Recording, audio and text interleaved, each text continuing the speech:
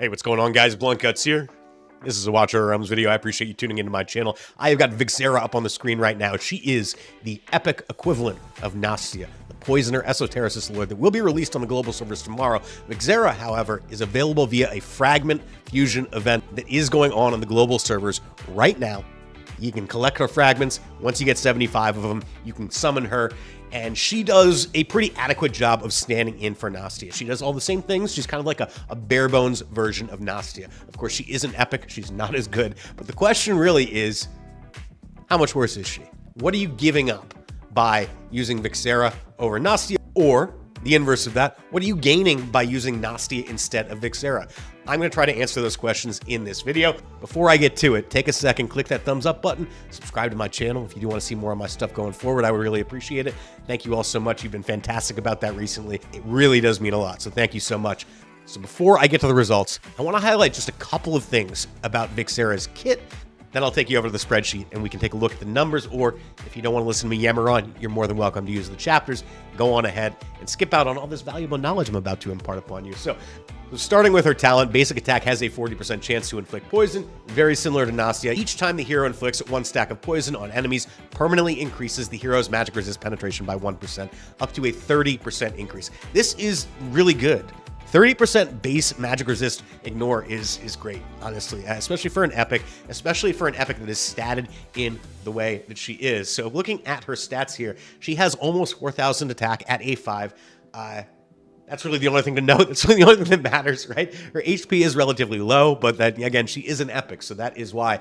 But that nearly 4,000 base attack is significant because it means that you can run her at a respectable level of attack, especially when you consider that she does have the magic resist penetration. She's somebody that can perform, not well necessarily, but can perform, let's say, adequately, even in some of the tougher encounters in the game. But without question, her main purpose is to enable the other poisoners. So let's take a look at her Lord skill. Increases faction team members' basic attributes by 10%. That's 10% versus 15% that you get with all legendary lords. So you're losing 5% basic attributes. On top of that, she's only going to reduce faction team members' skill cost by 15%.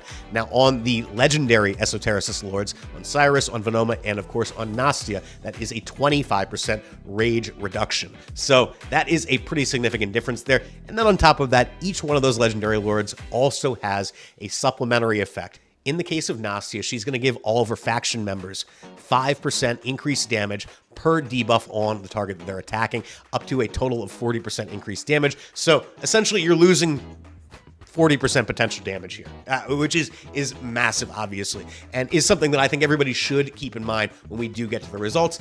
The last thing I do want to highlight here is in Vixera's awakenings here. I ran Vixera at A5 in all of these tests because, to my mind, everybody should be able to get Vixera to A5 immediately if they want to, or at the very least, very soon, even if you are an earlier account. But the awakenings do change the game a little bit for her. The A1 reads, basic attack inflicts acute poisoning on the poisoned targets, and you'll see this acute poisoning is the same as Nastya's base acute poisoning, which increases all poison and toxic surge damage by 40%.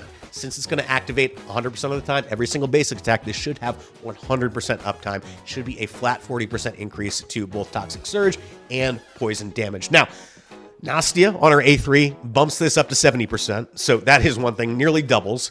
But what I've seen in my testing is that this acute poisoning buff is not actually all that significant. A lot of this damage does not actually come from the poison. Toxic surge damage is pretty significant, but the poison itself is not all that high. Typically, the poison comes into play because it enables other damage increases in the kits of Vorn and Numera. With that said, let's go over to the spreadsheet. Let's talk about the results that I found. So here are the numbers, guys. This is the data that I did find. I will have a link to this spreadsheet in the description of this video if you do want to peruse it, but I am not going to go through all of these numbers specifically like I did in the sheet yesterday, because ultimately this video is really about Vixera versus Nastya. I'm not trying to do a complete breakdown on Vixera, but the info is there, so feel free to go and peruse it. If you do have questions about it, sound off in the comments, let me know, or hop on my Discord server and ask me directly. I will have a link to the Discord in the description of this video. Just a couple of trends I do want to point out here before we move on to the direct comparison between Vixera and Nastya. In the Nastya testing, we did see Numera consistently significantly above Hex. That is not the case here. As we get to A3 and higher, Numera is actually losing ground to Hex and is significantly below Hex by the time we get to A5. Vorn starts out significantly below Hex, whereas when Nastya was lead, Vorn was actually a little bit above Hex at A0.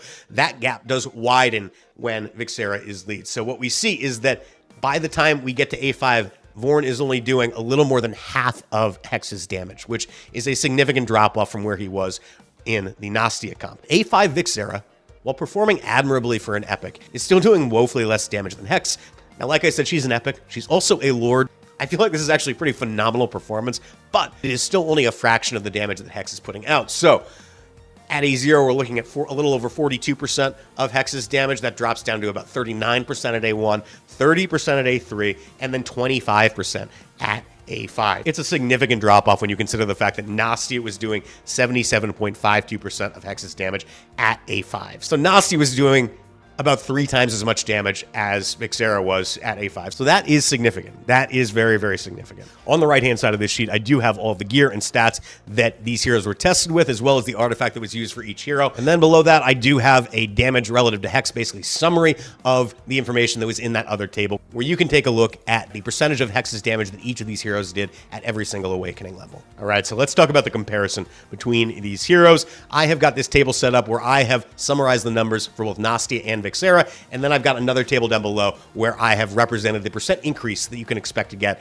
going from Vixera to Nastya based on awakening level. So I'm going to focus here on this Nastya percent increase down at the bottom, because in my mind, that is the way to best represent exactly how much damage you're gaining at every awakening level here.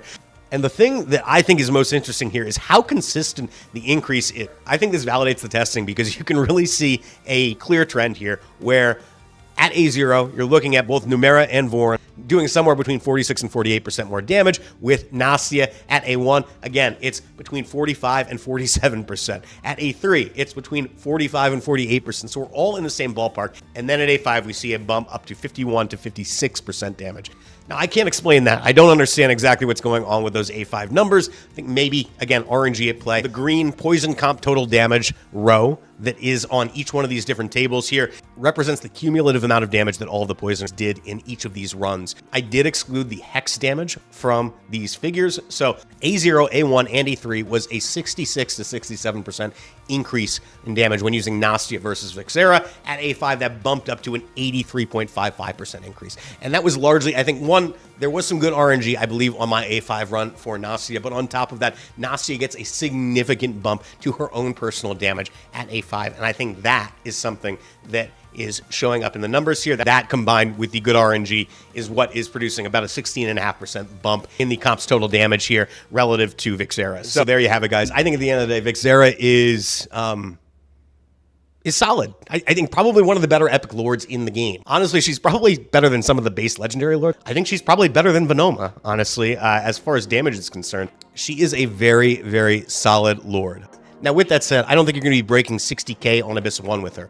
I don't think you're going to be tackling Abyss 2 when it does come out with her. I think that Nastya is kind of rarefied air, and Vixera is there to allow you to use the poisoners at reduced output until you do acquire Nastya.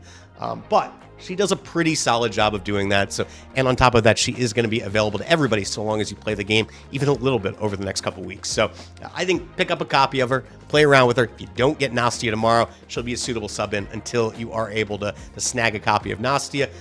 But this should give us an idea of exactly what we'd be giving up by passing on Nastya. I think, ultimately, the poison comps damage is just a lot more pedestrian if you don't have Nastya. And that's kind of how it should be, right? I mean, the rarer lord is the one that is going to enable this comp, and that's kind of how this game is structured. I know that can be frustrating at times, but if they allow Vixera to perform anywhere close to what Nastya did, then why would anybody try to get Nastya, So I think this is a reasonable result. And those poisoners are still doing pretty damn competitive damage, despite the fact that they are being led by an epic lord.